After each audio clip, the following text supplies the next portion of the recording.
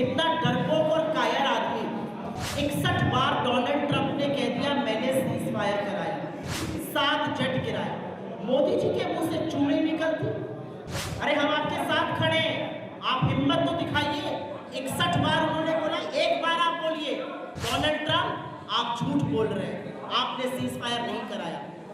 मैं अंजलि माई पीडीए समाचार से 2025 के चुनावी दंगल को लेकर बिहार की सरजमी पर अब महाभारत छिड़ चुका है। इस युद्ध में वही टिकेगा जो योद्धा होगा। विधानसभा चुनाव का काउंटडाउन शुरू हो चुका है। इसे लेकर बीजेपी से लेकर कांग्रेस के बड़े योद्धा एक दूसरे से भिड़ने को तैयार है। इसी कड़ी में कांग्रेस की राष्ट्रीय प्रवक्ता सुप्रिया श्रीनेत बिहार पहुंची। पीएम मोदी पर बयानों का बौछार कर दिया है। नरेंद्र मोदी को निशाना साधते हुए कहा और उनके कारनामों को भी याद दिला दिया। साथ ही कहा हमारे देश के प्रधानमंत्री जब चुनाव आता है तब भारत पाकिस्तान करने लगते हैं। इसी कड़ी में कांग्रेस की राष्ट्रीय प्रवक्ता सुप्रिया श्रीनेत बिहार पहुंची और बीजेपी पर खूब गरजी। प्रेस वार्ता कर प्रधानमंत्री नरेंद्र मोदी पर तीखा हमला बोला। मीडिया से बात करते हुए क्या कुछ कहा, पहले वो सुनते हैं। अमित शाह ने कहा यहाँ पर जमीन नहीं है, इसलिए इंडस्ट्री नहीं लग सकती है। इससे ज्यादा वाहियात बात और क्या होगी। 1000 एकड़ जमीन नरेंद्र मोदी के जुगर के टुकड़े अडानी को 1 रुपए में देने के लिए जमीन है, लेकिन बिहार के लोगों के लिए जमीन नहीं। बिहार का पलायन लगातार हो रहा है। 20 साल आपने सरकार चलाई, 3 करोड़ 45 लाख लोग रजिस्टर्ड है मजदूर के लिए। कितने रोजगार आपने बनाए? आज आप अपने मैनिफेस्टो में कह रहे हैं हम 1 करोड़ रोजगार बनाएंगे, तो ये पहले क्यों नहीं बना? 20 साल से झुंझुना बजाने के लिए बैठे थे। 11 साल से तो नरेंद्र मोदी और नीतीश जी का डबल इंजन चल रहा है। कहाँ है नौकरियां? जो इंडस्ट्रियलाइजेशन में बिहार सबसे ऊपर होता था, अब बिहार 28 राज्यों में सबसे नीचे है। नीति आयोग जिसके चेयरमैन प्रधानमंत्री है, वो कहता है बिहार सबसे गरीब राज्य है देश का, और बिहार की जो औसत आय है वो झारखंड की आधी और उड़ीसा की 1/3 है। कौन जिम्मेदार है इसका? कौन जिम्मेदार है कि जो बिहार देश के चीनी उद्योग में 27% की भागीदारी रखता था, आज 2% से कम की भागीदारी रखता है। यही बिहार और पूर्वांचल को चीनी की कटोरी देश की कहा गया। कौन निकल गया सारी चीनी? बात होगी तो बात पेपर लीक पर भी होगी। कौन सा ऐसा पेपर है जो बिहार में लीक नहीं है? पेपर लीक हो जाता है, युवाओं के भविष्य पर संकट चढ़ जाता है। युवा जब अपने हक के लिए सड़कों पर आवाज उठाते हैं तो हाड़ कांपती ठंड में बिहार की सरकार उन पर लाठियां बरसाती है, पानी के बौछार चलवाती है। हर चीज का रेट कार्ड है। नीट पीजी का 70 से 80 लाख है, नीट यूजी का 30 से 40 लाख है, एसएससी का 15 से 20 लाख है, पटवारी का भी 10 से 15 लाख है। हर चीज का रेट कार्ड है। फर्जी डिग्रियों का भी रेट कार्ड है, उसका भी बड़ा यहाँ पे बड़ा धंधा चल रहा है। और कुछ रेट कार्ड आपके सामने जो फर्जी डिग्रियों के वो पढ़ देंगे।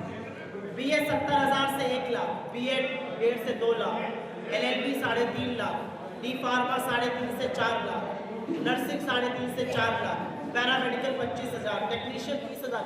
हर चीज का रेट कार्ड है।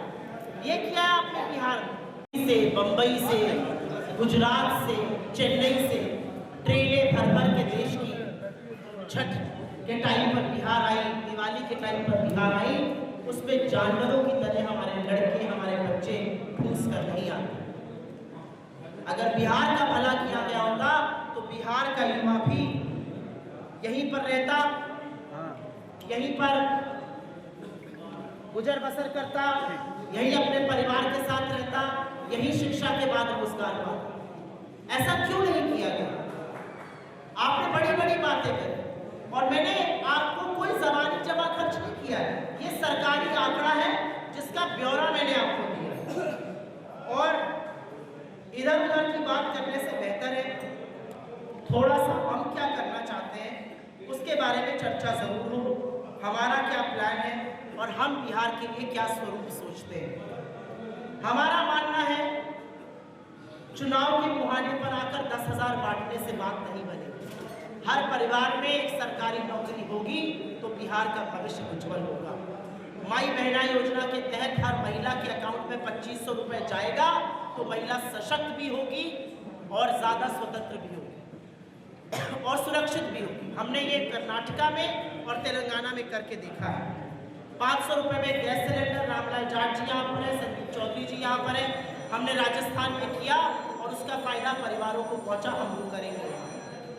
हमारा वादा है कि हम 200 यूनिट बिजली के फ्री देंगे। 25 लाख तक का इलाज, चिरंजीवी योजना बहुत सक्सेसफुल हमारी चले, उसका एक स्वरूप हम कर्नाटका और बाकी जगहों पर चला रहे हैं, हिमाचल में, वो यहाँ पर करेंगे। हमारा मानना है महिलाओं को फ्री बस सेवा होनी चाहिए, जैसे शक्ति योजना हम कर्नाटका में चलाते हैं।